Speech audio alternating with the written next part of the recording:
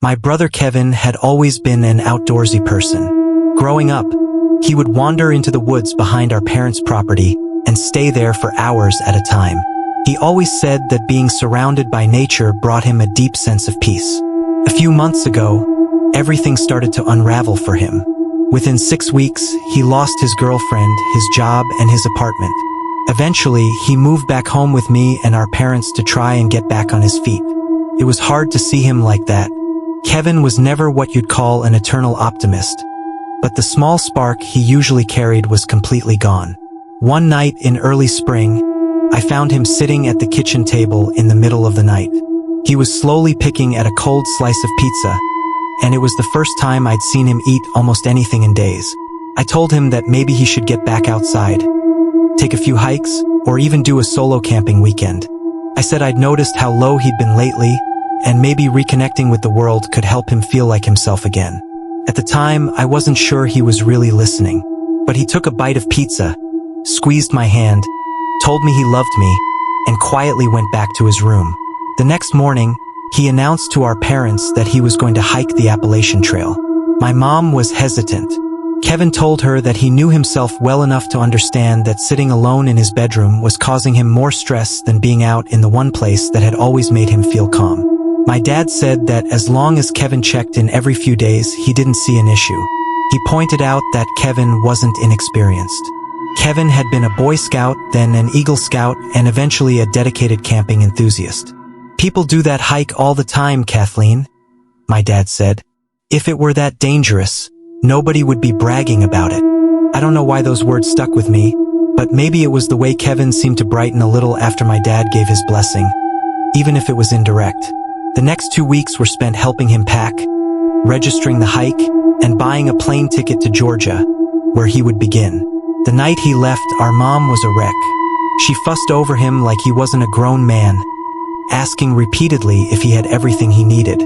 Kevin kept reassuring her and promised to check in once he reached the trailhead. Looking back, we were genuinely excited. If I had known what was going to happen, I never would have let him leave.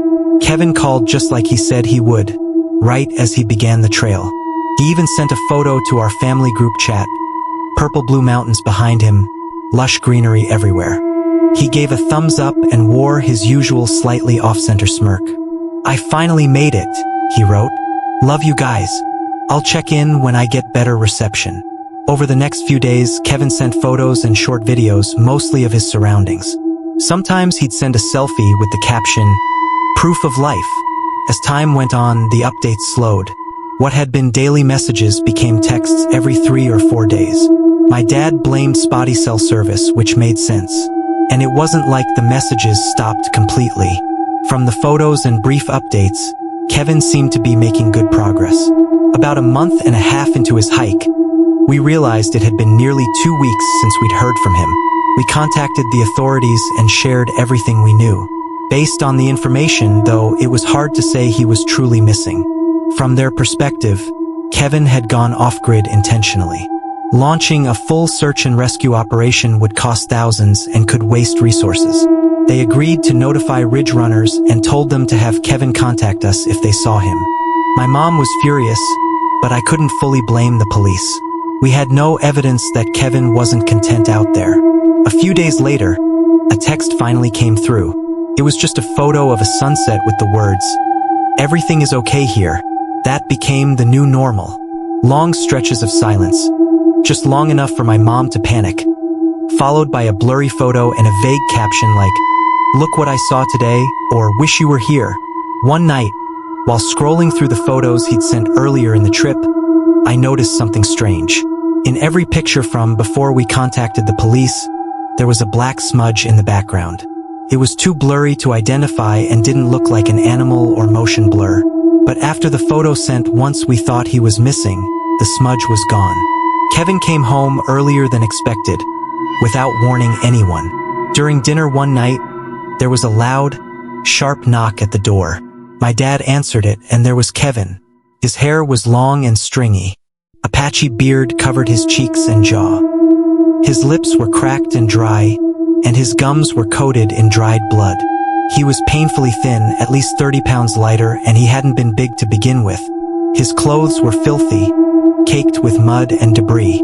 His shoes were worn almost through at the soles.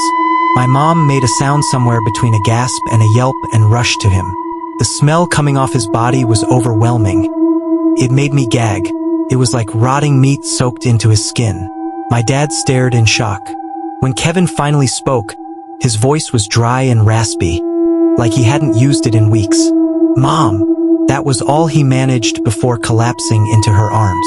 I won't go into everything that happened next. There were hugs, tears, and a long shower, but something felt wrong. Kevin went straight to bed afterward, barely acknowledging us. The next morning, he ate breakfast with a ferocity that made my skin crawl. He shoveled food into his mouth without stopping, barely pausing to breathe. My mom kept refilling his plate. He didn't stop until he'd eaten an entire loaf of bread, 2 packs of bacon, and nearly 2 dozen eggs. I tried asking about the trip, tried getting anything out of him, but all I got were grunts and half-formed sounds before he wandered back to his room. The next few days were the same: endless eating, long hours of sleep, and barely coherent speech. After about a week, he started communicating again, but it still felt off. Stiff. Wrong. He's been home almost a month now, and something still isn't right. His voice has changed.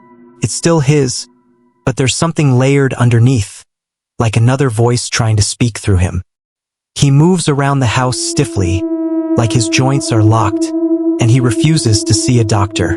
Worst of all is the smell. No matter how often he showers, it won't go away. He still smells like death. I might have ignored everything, blamed it on isolation, if not for what happened tonight. Couldn't sleep.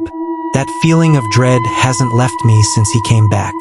As I lay awake, I heard the back door creak open. I crept down the hallway and looked through the kitchen window into the backyard. Kevin was on his hands and knees, twitching violently. His muscles spasmed uncontrollably. I thought he might be having a seizure and ran outside. That's when I saw it. His head was buried deep inside the carcass of our neighbor's cat. Blood spilled from his mouth as he tore into it. The animal had clearly been dead for at least a day. Its body was bloated, eyes dull and cloudy. Kevin reached inside and tore off muscle and tendon, swallowing it the same way he devoured our mother's cooking. He pressed his thumb into the skull, popped out one eye, and swallowed it whole. I ran, locked the door behind me. The smell hit me again. I opened his bedroom door. Inside the bed were the decaying bodies of at least 20 animals: rabbits, mice, squirrels. I tried to reach my parents' room, but Kevin was already at the window, drenched in blood, staring at me. His head tilted at an impossible angle. He lunged.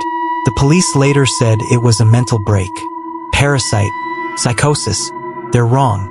Whatever came back wasn't my brother. Kevin died on that trail, and I'm terrified that whatever killed him might come back again.